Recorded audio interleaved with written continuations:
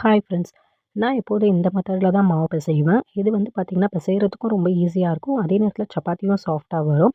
இந்த கப்பில தான் நான் 2 கப் அளவுக்கு மாவு எடுத்திருக்கேன். நம்ம எந்த கப்பில மாவு எடுக்கிறோமோ, அதே கப்பில தான் தண்ணி எடுக்கணும். நான் 2 கப் அளவு மாவுக்கு 1க்கு கொஞ்சம் கம்மியா தண்ணி எடுத்திருக்கேன். ஏன்னா தண்ணி தான் ஃபர்ஸ்ட்டு ஊத்தணும்.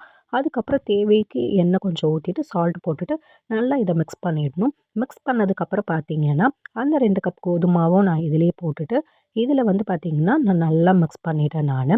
இது வந்து நம்ம ஃபர்ஸ்ட்டே தண்ணிலாம் ஊத்திட்டதுனால, மிக்ஸ் பண்ணுறப்போ ரொம்பவே ஈஸியா இருக்கும். நம்ம ரொம்ப ப்ரெஷர் பண்ணி மிக்ஸ் பண்ணணுன்றது இருக்காது.